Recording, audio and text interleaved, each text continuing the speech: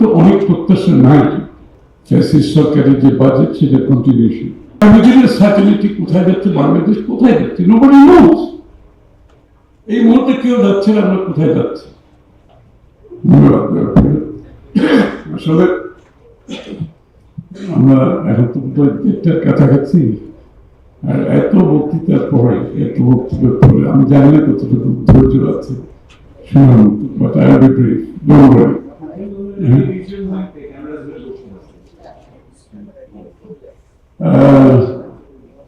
প্রথমে আমরা তো আলোচনা হচ্ছে বাজেট এবং পলিসি। এখন আপনাদের যে বক্তব্য থেকে যেটা অনেকেই বলেছে যে বাজেটের ভিত্তিটা কি, যে তথ্যের উপর বাজেটটা আছে, যে জিডিপি কথা বলেছেন, প্রশ্নভিত্তিক জিডিপি, তার উপর ভিত্তি করে। তারপরে হচ্ছে আপনার বিগত স্বৈরাচার ফ্যাসিস্ট সরকারের যে বাজেট সেটা কন্টিনিউশন, বেসিক্যালি সেখান থেকে কোনো ডিপার্চার করে আলাদা করে কোনো কিছু করা হয়নি।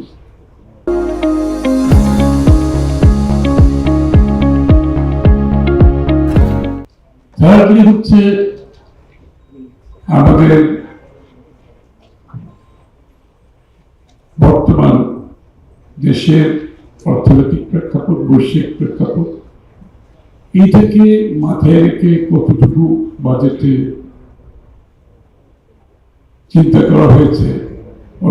বিজনেস অ্যাজ ইউজুয়াল দিয়ে আমাদের সবসময় বাজেটে কন্ট্রিবিউশন হয়, এই প্রশ্নগুলো আসলে আমাদের আনসার করা দরকার। ইকোনমিক মডেল, আমরা কি ইকোনমিক মডেল ফলো করব?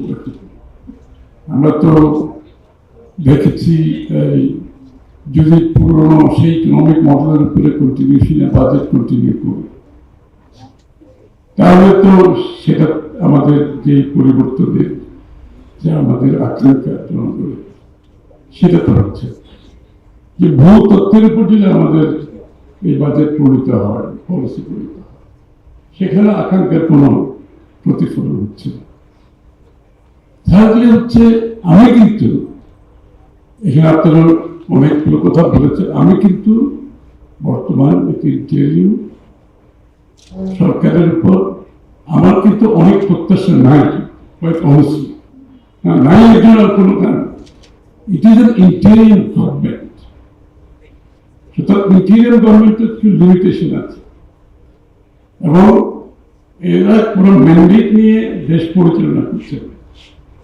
জনগণের ম্যানিফেস্টো নিয়ে কোনো পার্টি এখন ক্ষমতা নাই, তাদের কোনো ডাইরেক্ট ওইভাবে এখন সরকার আছে, এখানে জনগণ আছে, যে মাঝখানে ব্রিজ যেটা থাকে রিপ্রেজেন্টেশনের মাধ্যমে সেটা নাই। কিন্তু সুতরাং পাবলিক ফিডব্যাক, জনগণের নার্ভ ফিল করা, বিজনেস কমিউনিটি নার্ভ ফিল করা, এনজিওদের যে কথাগুলো আপনারা বলেছেন এগুলো ফিল করা, এগুলো তো একটা রিপ্রেজেন্টেটিভ ক্যারেক্টারের বিষয় আছে এখানে, সেটা আজকে কিন্তু আসছে আমাদের।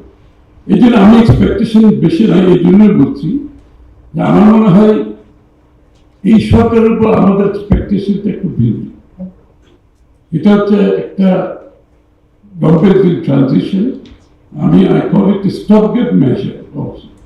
This is a stopgap measure. একটা বিরাট দেশে একটা আপরাইজিং এর মাধ্যমে একটা স্বৈরাচার পতন হয়েছে, পালিয়ে গেছে, তারপরে মেইন টাইম বাংলাদেশকে ডেমোক্রেটিক ট্রানজিশনে নিয়ে যাওয়ার জন্য যে পদক্ষেপগুলো, that should be the priority of this government.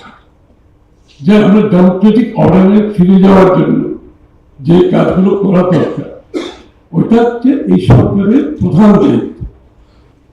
সুতরাং সেইখানে আমরা কতটুকু এগোচ্ছি, কারণ আনসার্টেনিটির মাধ্যমে কোন অর্থনীতি এগোতে পারে।